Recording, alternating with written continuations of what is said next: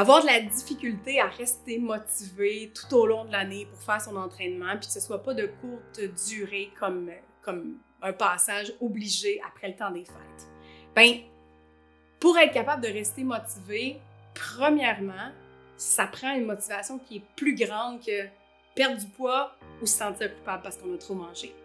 Ça prend une motivation beaucoup plus forte que de dire « Ah, je viens d'écouter un film de Rocky, puis là, ben, j'ai le goût, moi aussi, de monter les marches avec les mains dans les airs. » Puis, il faut que ce soit encore plus fort que de dire « Je me suis inscrit à un cours de cardio-vélo, puis ça me tente de le faire au complet, mais j'ai jamais vraiment fait de cardio-vélo, fait que je sais pas si je vais aimer ça, puis en même temps, j'ai manqué le premier cours parce que là, j'avais trop de travail. » Vous comprenez ce que je veux dire?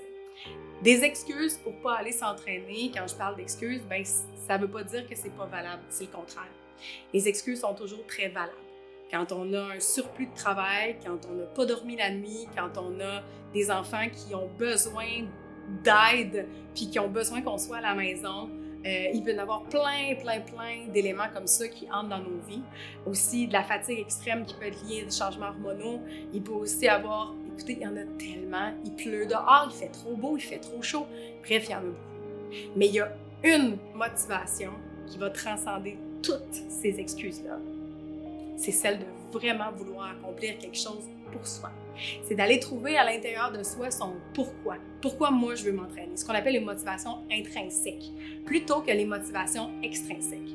Fait que dans les motivations extrinsèques qui fonctionnent bien, numéro 1, s'inscrire à quelque chose. Donc ça veut dire s'inscrire à une compétition, s'inscrire à un cours, s'inscrire à peu importe, quelque chose qui va vous obliger d'avoir une présence physique. Deuxième chose, groupe de support. Être avec des amis. Donc, s'inscrire en groupe à quelque chose, puis avoir une gang qui va vous motiver. Tu sais, quelqu'un de craqué là, dans la gang qui va pas vous laisser rester assis à votre bureau, puis qui va vous amener le midi à aller vous entraîner, ou même le soir. Ça fait toute la différence. Puis aussi, à la maison. Donc, si vous avez un conjoint ou une conjointe, des enfants, bien qu'eux, ils viennent avec vous, puis qu'ils vous félicitent, puis qu'ils vous supportent dans ce que vous faites. Ça, c'est vraiment important parce que sinon, on est vraiment à contre-courant, puis c'est là que c'est trop difficile. Parce qu'on peut pas être la seule personne à être motivée quand, à la base, la motivation n'est pas si forte que ça. Après ça, ce qui peut aider également en termes de motivation extrinsèque, c'est d'avoir une personne qui vous suit. Un coach ou une coach qui va être là et qui va vous suivre au niveau de vos avancements, pour vous encourager, pour aussi vous donner des leviers pour sortir des fois de ce système-là dans lequel vous vivez, qui est des fois métro, boulot, dodo. Donc, ça, c'est 3 éléments qui peuvent vous aider. Mais, encore là, même si vous avez tout ça comme motivation extrinsèque, à l'intérieur, vous allez devoir trouver. Trouver quoi? Ben, pensez-y, qu'est-ce que vous faisiez quand vous étiez ado? Ou qu'est-ce que vous faites comme pratique d'activité physique qui vous fait toujours sourire? Ben, c'est là qu'il faut commencer à chercher.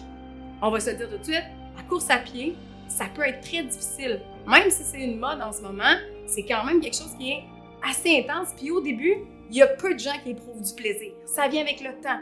Donc, comment passer tout ça? Bien, souvent, la course à pied, pour plusieurs personnes que moi j'ai entraînées, bien, c'était un mal nécessaire pour faire autre chose. Une façon d'augmenter son cardiovasculaire, puis à un moment donné, ils se sont fait prendre au jeu.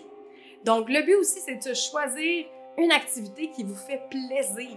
Ça peut être la danse, ça peut être le soccer, ça peut être le basket, ça peut aller de jouer avec les enfants, ça peut aller faire du ski de fond, peu importe. Et trouvez ce qui vous fait plaisir. Puis après ça, on va venir ajouter dans votre routine un petit peu de musculation, un petit peu de mobilité, un petit peu de cardio. Puis c'est comme ça que vous allez arriver à rester motivé.